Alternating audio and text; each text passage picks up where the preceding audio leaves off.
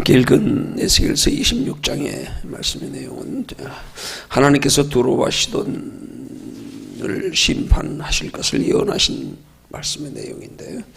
오늘 하나님께서 두로와 시돈을 심판하신 중요한 이유는 그들이 하나님의 택한 백성들의 하나님 앞에 징계받는, 그래서 환난 고난당하는 모습을 그들이 기뻐하였기 때문에, 남이 잘못되는 것을 너무나 기뻐하고 좋아했기 때문에, 그 남들로 인하여 상대적으로 자기에게 유익 얻는 것을 너무나 기뻐하며, 오히려 남들이 멸망하는 것을 자기들의 유익으로 삼았기에 하나님이 그들을 심판하신다 하고 에스겔서 25장에 그렇게 말씀하셨고, 26절에서도 여전히 언급하여 말씀하기를 오늘 본문에 26절에서도 또 이렇게 말씀합니다. 2절에 보니까 아하 좋다, 만문의 문이 깨어져서 내게로 돌아왔다. 그가 황무하였으니 내가 충만함을 얻으리라 하였다. 이스라엘 백성들이 멸망한 것으로 인해서 자기들에게 돌아올 유익을 기뻐한 것 때문에, 하나님의 택한 백성들이 고난당하는 것을 저들이 기뻐한 것 때문에, 자기들이 육신의 만족만을 생각하고 남들이 고난당하는 것을 별로 개의치 아니하고 무관심했기에 하나님이 저들을 멸망시키신다고 에스겔 선지자를 통해 말씀하시는 내용인데요. 이 말씀 통하여 실제로 이 두로와 시돈이 역사 속에서 완전히 멸망하여 자취조차 흔적조차 없이 사라져버리고 빈터만 남아있는 그런 모습을 통해서 우리가 얻을 또 하나의 영적인 교훈은, 눈에 보이는 세상의 영광만을 쫓아 살아가는 삶의 결국은 그냥 허망한 것뿐이라는 사실에 대한 교훈입니다. 15절에서 18절에는 이 두로이 지역의 완전한 파멸을 목도한 이방 나라들이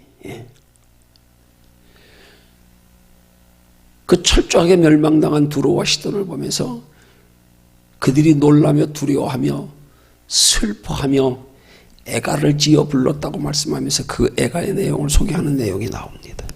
오늘 그 애가의 내용에 보면은 16절에서 이렇게 기록합니다. 18절까지의 말씀에 그때의 바다의 모든 왕이 그 보좌에서 내려 조복을 벗으며 수놓은 옷을 버리고 떨림을 입듯 하고 땅에 앉아서 너로 인하여 무서워 떨며 놀랄 것이며, 그들이 너를 위하여 애가를 불러 이르기를 항해자에 거한 유명한 성이여, 너와 너의 거민이 바다 가운데 있어 견고하였었도다. 해변의 모든 거민을 두렵게 하였더니 어찌 그리 멸망하였는고. 너의 무너지는 그날의 섬들이 진동할 것이며 바다 가운데 섬들이 내 결국을 보고 놀라리라. 그렇게 말씀합니다. 두로와 시돈 지역이 하나님의 선민들을 그렇게 멸망당하는 것을 보고 기뻐하며 그것으로 자기들이 유익을 삼는 것을 좋아한 것으로 인하여 하나님께 그 두로와 시돈 지역이 섬 지역이었는데 멸망하여 흔적도 없이 사라지게 되었다는 사실에 대해서 오늘 이런 말씀을 통하여 우리가 깨달아야 할 것이, 그런 모든 두로와 시돈 지역의 사람들이 이스라엘 백성들의 하나님 앞에 징계받는 환난 고난당하는 모습을 기뻐한 이유는 뭐냐면, 상대적으로 자기들에게 유익이 돌아올 것 때문에 기뻐했다는 것은 곧 그런 모든 죄의 근거는 욕심이라는 사실입니다. 눈에 보이는 것을 따라 살아가는 사람, 눈에 보이는 것으로만 만족하려고 하는 삶, 육체로 잠깐 사는 날 동안의 행복만을 추구하는 사람, 이게 우리의 신앙적, 성경적 모든 죄악의 근원이라는 사실입니다. 뿌리라는 사실입니다. 그래서 성경은 이런 죄의 원리를 욕심이 잉태한 즉 죄를 낳고 죄가 장성한 즉 사망을 낳느니라 그러는 거예요. 그럼 성경이 말하는 욕심이 뭡니까? 눈에 보이는 세상 것만 추구하는 것, 그게 근본 욕심이에요. 근데 중요한 사실은 우리가 저 영원한 하나님의 나라에 소망 두고 살아가는 삶은 욕심이라 그러지 않아요. 그걸 욕심으로 표현하는데 그 앞에 수식어가 뭐가 붙어요? 거룩한 욕심이야. 거룩한 욕심. 그게 경건이에요. 그거 바라보고 사는 게 경건이에요. 우린 자꾸 신앙생활하면서 어떤 외적인 행동이나 어떤 외적인 모습을 통하여 경건을 평가. 경건은 그게 아니에요. 너희 속의 삶의 목적을, 너희 속의 관심과 소망을, 너희 속에 무엇을 소중히 여기며 살아가는가, 그게 우리 경건의 기준이 되는 거예요.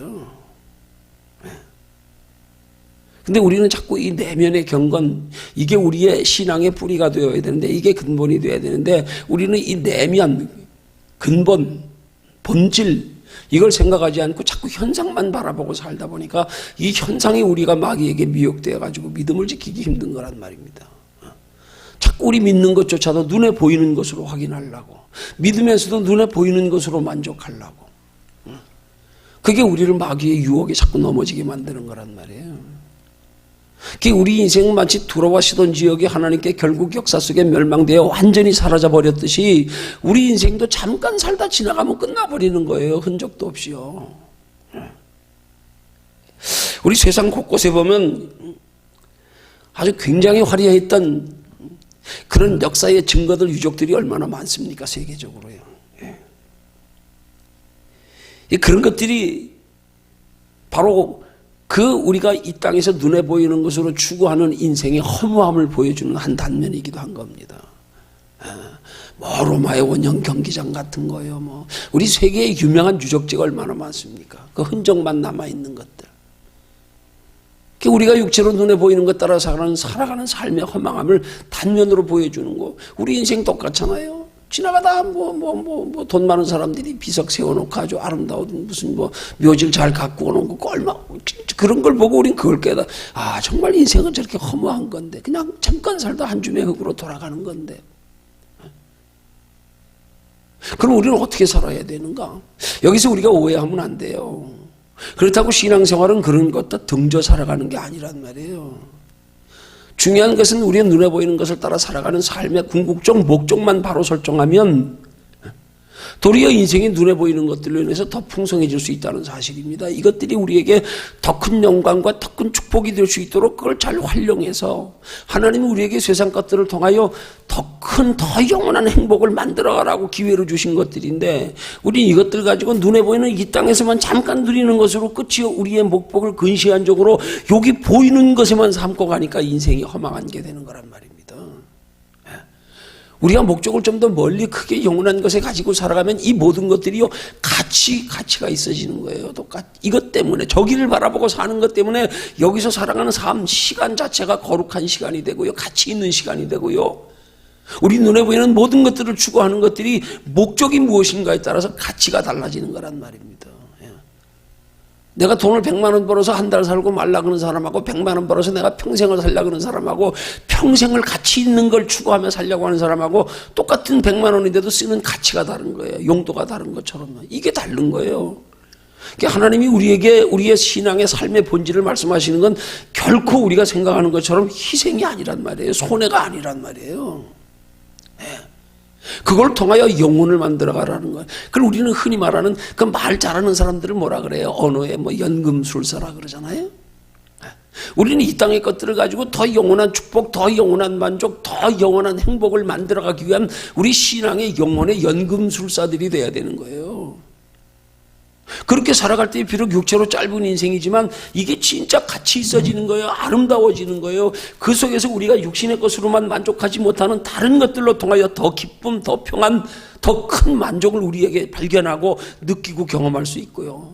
우리 행복의 차원이 높아지는 거란 말입니다. 근데 우리는 종종 이 본질을 자꾸 잊어버리니까 이게 여기서 딱 각인되어 있지 않으니까 마치 신앙생활하는 건 내가 모든 걸 다 희생해야 되는 줄 알고, 그 모든 것을 희생해야 된다고 하는 생각 때문에 신앙생활 자체가 부담스러워지는 거예요. 그때부터 힘들어지기 시작하는 거예요. 우리 그런 얘기 많이 있잖아요. 어떻게 사람이 냉동실 같은 데 들어갔다가 실제는 문이 잠긴 것도 아닌데, 아니 문이 바깥으로 잠겼는데, 실제는 냉동실 안에 지금 냉동실이 작동도 안 되는데도 자기가 냉동실에 갇혔다는 인식 때문에 실은 냉동실이 작동도 안 되는데 그 안에서 얼어 죽었다고요. 그런 얘기 여러 번 들어보셨지요? 사람 생각이요. 우리 찜질방에 들어가면 얼마나 뜨겁습니까? 요즘 뜨거운데 찜질방 가니까 거적대기 덮고 들어가대요. 거긴 그냥 있으면 뒤어요. 거적대기 하나 덮고 들어갑니다. 그런 뜨거운데 뭐하러 들어갔냐고요. 잠깐이고 몸에 좋다 그러니까 들어가서 기꺼이 견디는 거 아니야? 땀 뻘뻘 흘려가면서. 근데 거기 들어가면 못 나온다고 한번 생각해 보세요. 못 나온다고 생각했다가 5분 10분 만이면 자연히 나올 수 있는 건데도 거기 못 나온다고 그냥 10분도 못 견뎌요. 질식에 죽어버립니다. 벌써 심장 멎어버려요. 그 사람이 생각, 이 사고방식 차이란 말입니다. 신앙도요. 신앙도. 그게 우리 인생의 신앙생활을 즐겁게 하고 정말로 가치 있게 하고 정말로 행복한 신앙생활이 되려면 우리 가치인식만 바꾸면 되는 거야. 그럼 다른 거 하나도 없어요. 여기서 손해보는 거 하나도 없어요. 더 풍성하게 누리죠. 가치인식만 바뀌면 하나님 복을 주셔도 더 주신다니까요. 오히려. 그게 성경적인 축복의 원리란 말입니다. 그러니까 우리는 근본적으로 신앙생활에 있어서 우리 가치인식을 바꿔야 신앙생활이 즐겁고 행복하고 쉽고 편해지는 건데 가치인식을 안 바꾼 채로 신앙생활을 하려고 그러니까 이게 오히려 나한테 무거운 짐이 되는 거예요. 괜히 힘들어지고 별것도 아닌데 알고 보면. 어디 명절 돼가지고 정말 그리운 사람, 정말 보고 싶은 사람 만나러 간다면 그날 밤 잠 한숨 못 자도 그냥 새벽이면 눈 떠지는데. 왜 그래요? 이 속에 가치인식이 문제가 있어서 그런 거예요. 다른 거 아니에요. 내가 좋아하는 일에 시간 쓰는데 시간 가는 줄 몰라 막. 얼마나 좋은지 몰라 막. 좀 시간 좀 멎었으면 좋겠어. 근데 조금만 내가 힘들고 부담스럽다고 생각되면 그때부터는 그 많은 시간이 왜 이렇게 더디 가는 거? 명절에 우스갯일이고 며느리가 친정 가는데 왜 그렇게 차가 빨리 안 가는지. 가서 빨리 그냥 그리운 식구들, 그냥 부모님들 보고 싶은데 이놈의 시댁에 명절에 가려고 하니까 왜 너무 차가 그렇게 빨리 가는지. 마음에 달린 거란 말입니다. 마음에. 그 신앙생활도 근본적으로 우리의 가치인식을 바꿔야지 그때부터 쉬워지는 거죠.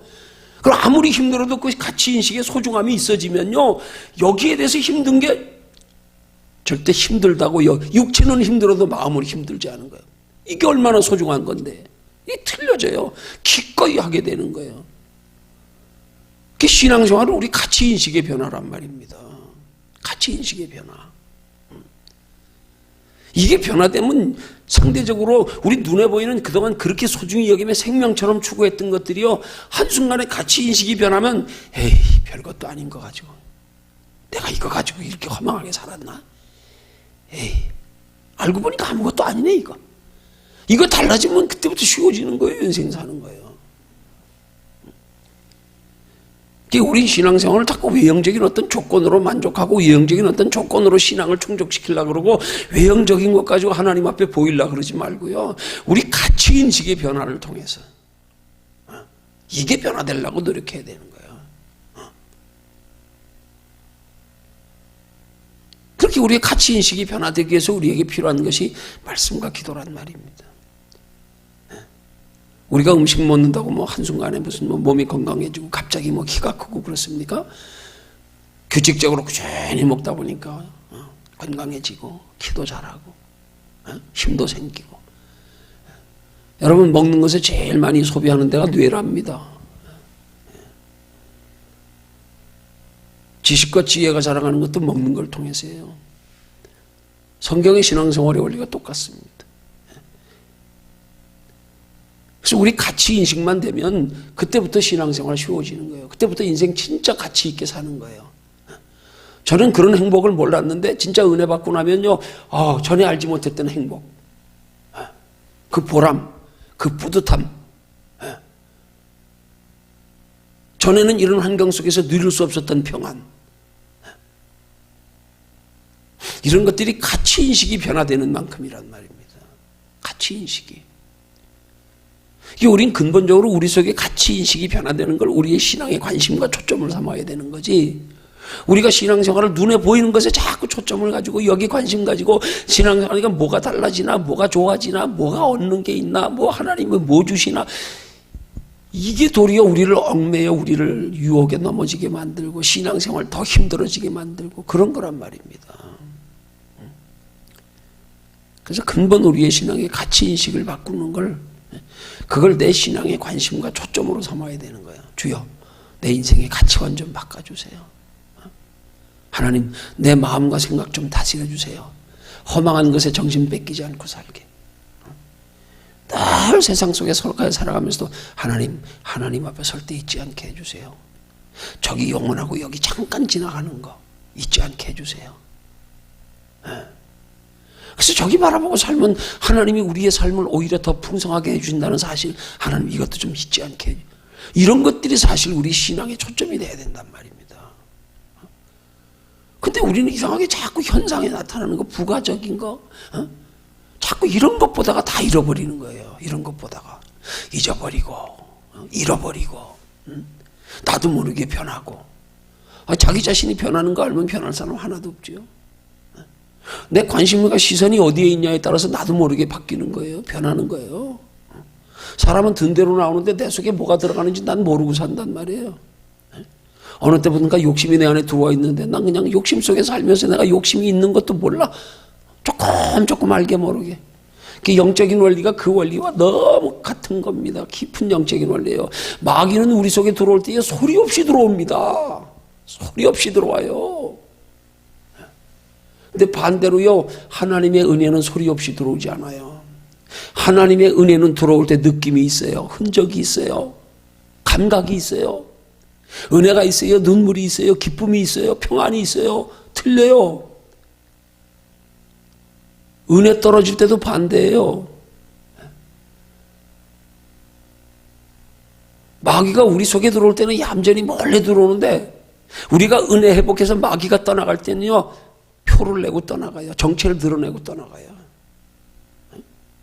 근데 하나님이 우리 속에 들어올 때는 표정을 가지고 들어오시고 우리가 느끼게 들어오는데, 나갈 때는 반대로 하나님의 은혜는 소리 없이 나가버려요.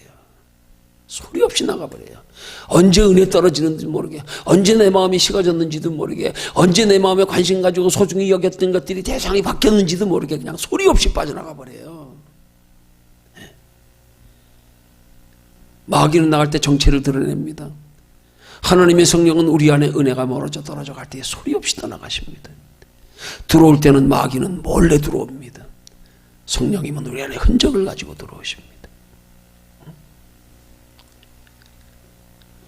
우리는 이런 영적인 원리를, 진짜 우리가 인생을 행복하게 사는 건 신앙의 본질을 바로 아는 거다.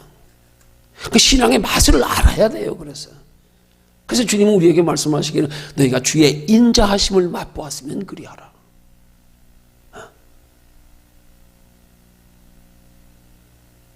우리가 왜 신앙생활에 소중한지는 알면서도, 왜 자꾸 이게 소중한지를 알면서도 관리가 안 되냐? 가치 인식이 없으니까 그런 거예요.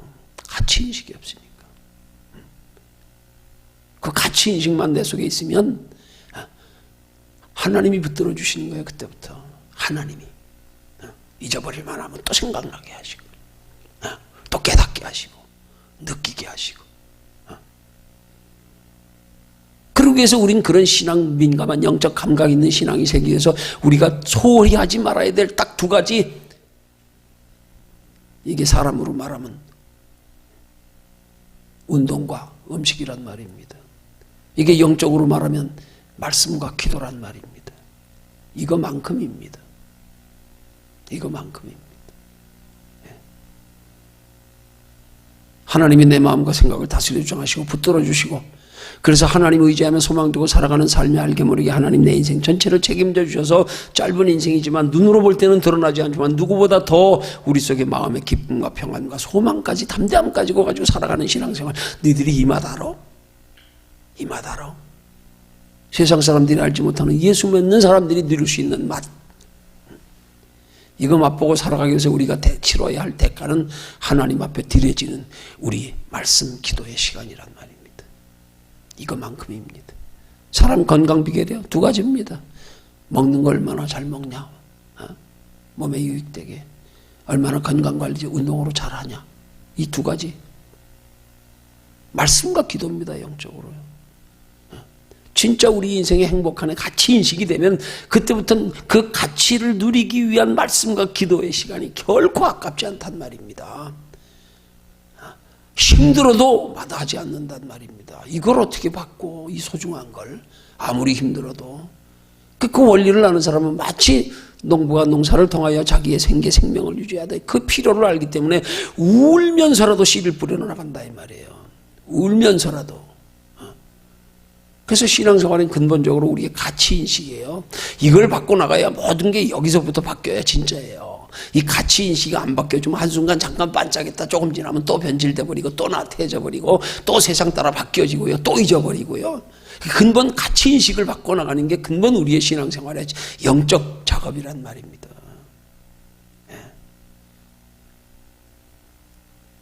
그래서 우리의 세상을 바라보는 눈이 달라야 돼요. 이걸 착각하고 바라보면 안 돼요. 이걸 소망의 대상으로, 부러움의 대상으로, 이걸 여기에 자꾸 집착하면 안 돼요. 이거 빨리빨리 떨어버려야 돼요. 그래서 어떤 면에서 하나님이 우리에게 신앙생활에 요구하시는 모든 희생들은 희생이 아니에요. 내 가치인식의 변화를 위해서 자꾸 내려놓길, 깨뜨리길 원하시는 거야. 네가 깨져라, 내려놔라, 버려라. 그러니까 우리 신앙생활에 열심히 내려놓는 작업, 버리는 작업, 깨뜨리는 작업하는 거예요. 이거 깨지는 만큼 속이 살아난다니까요. 속이 견고해진다니까요. 네. 그 가치인식이 우리 신앙의 본질, 그걸 추구해야 된단 말입니다. 그걸. 그래야 세상 유혹에 이기지 않을 수 있어요. 도리어 세상 것들을 우리가 우리에게 유익되게 활용할 수 있다는 말입니다. 마귀는 우리를 넘어뜨리려고 주는데 우리는 넘어뜨리려고 주는 걸 가지고 이용해서 우리 영혼을 더 유익되게 해야 되는 지혜가 있어야 된단 말이에요. 골동품 수집가가 예를 들면 촌의 장터 같은 데 나가보면은 이렇게 옛날 거 촌에 있던 거 그게 골동품인지도 몰라서 귀한 거 몰라가지고 허드레로 쓰는 거 그게 골동품 수집가 그런 원리를 알기 때문에 한 번쯤 골동품 수집을 하기 위해서 촌에 장터 같은 데를 다니는데 어느 날 장터 가가지고 보니까 강아지 파는 장사가 장터에 앉아가지고는 강아지를 팔면서 그 밥 먹이는 밥그릇을 놓고 있는데 보면 이게 골동품이더라는 거예요. 이게. 그래서 이 골동품 수집가가 와 수집 맞았다 하나 발견했네. 저 사람 모르니까 허드레 강아지 밥그릇으로 쓰네. 그래서 그걸 어떻게 하면 그냥 자기 손에 넣을까 생각하고 교묘한 머리를 짜내가지고 강아지 값이 얼마냐니까 7만 원이래. 선뜻 10만 원을 딱 주면서 그냥 강아지를 한 마리 사고 나서는 그 뒤에 하는 말이 아저씨 내 이 강아지 가려면 내 집에까지 가려면 거리가 먼데 중간에 밥도 먹여야 되니까 그 밥그릇도 좀 줄 수 없냐고. 지금 주인이 골동품인지 모르는 줄 알고 그냥 그렇게 들고 가려고. 그랬더니 이 주인이 웃으면서 거절하되 안 됩니다. 내가 이 밥그릇 때문에 지금 여기서 강아지를 100마리째 팔고 있습니다. 이용하는 거요. 마귀는 우리 넘어뜨리려고 세상 거 준단 말이에요. 넘어뜨리려고요. 우린 그거 이용해야 돼요. 그것 가지고 하나님의 나라 준비하며 살아야 돼요. 그것 가지고 인생의 최고의 가치를 누리며 살아야 되는 거예요. 여기에 마귀한테 다 넘어지고 앉았네. 여기에. 그걸 이용해야 돼요. 어차피 성경은 말씀합니다. 이 세상은 사탄 마귀에게 내어준 바 된 세상이다. 이거 우리 주인 아니야. 우린 여기 나그네야. 잠깐 빌려 쓰다 가는 거야. 우리 놓고 가는 거야. 착각하면 안 돼. 어? 이 세상 주인 나 아니야. 우리 잠깐 빌려 쓰고 가는 거요. 마귀 거 쓰는 거요. 이용해야 된단 말입니다. 넘어가면 안 돼요. 유혹해요. 그럼 가치인식이 똑바로 돼 있어야죠. 그래서 신앙생활의 목적만 바로 해보십시오. 그때부터 신앙생활 쉬워지는 거예요. 그때부터 알았으니까 이제 이거 생명 걸 만한 거구나. 알았으니까 이제 그게 안 돼서 힘든 거란 말입니다. 그래서 우리 신앙생활의 초점을 우리의 신앙의 가치인식을 높여가는 것, 정말로 영적 보이지 않는 걸 소중히 여기는 신앙생활이 되기 위해서 노력의식 하면 그렇게 하나님을 가까이 하기를 힘쓰는 올 한 해 저와 여러분들 되기를 주님의 이름으로 축원합니다.